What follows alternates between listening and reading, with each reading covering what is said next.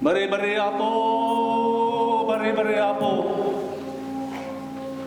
Umadayo kayo, umadayo kayo. Awan makasapol ka na kayo. Awan masapol mi ka na. Di na kang ringgoran na po. Di na kang sinsingalan na po. Umadayo kayo, umadayo kayo. Awan masapol mi ka na kayo. In the name of Fulangan, in the name of Kakenga, Kabakungan, Estrella Bangot Banwa, Balantugan, Cariapa, Apo Mendong Sabal. These are some of the names of the Babaylans whose names appear in historical documents written by the Spaniards. We honor their names and their spirit today, and we pay our respects and gratitude for their legacy of the ancestral wisdom that we call sacred wholeness, ang kabuuan ng ating kaloobang Pilipino. We are a group of women and men who have been listening to the call of our ancestors for many years now. For so long, so many of us kept this call to ourselves, quietly, longing for community. Now we have this space and this time and container for all the gifts that we want to bring forth in the world. Because we are gifted. Filipinos are gifted.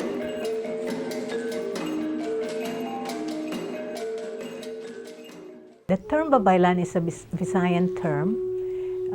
It is basically our Visayan term for the healer, the mediator between the different spiritual realms, the one who is considered a folk therapist, the one that is that people go to when they need healing, whether it's physical healing, emotional healing, spiritual healing, psychological healing. She is the doctor that the village or the community goes to. She is one of the 4 pillars of the indigenous community. The other pillars are the datu or the chief, and the panday, which is the craftsperson, and the warrior or the hero, which is the bayani. And then the number 4, the 4th pillar is the Babaylan. And the Babaylan is always consulted and respected. And whenever the chief or the tribal council has to make a major decision, they never make a decision without the Babaylan's blessing. And so her role was very, very important in indigenous communities. Of course, now we know that through the research and scholarship of other Filipinos that have done research on indigenous history, we know that the Babaylan tradition was systematically exterminated during the first 100 years of Spanish colonization.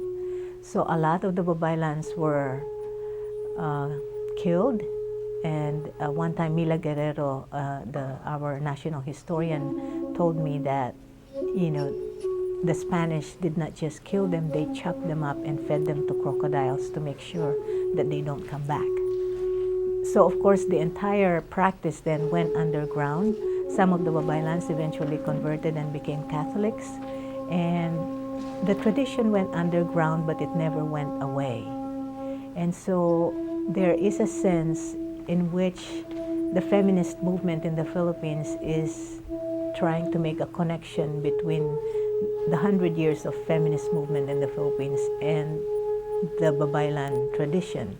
But really, when you look at the Babaylan tradition, as it is more than just a feminist practice, it is really at the heart of Filipino indigenous cultures.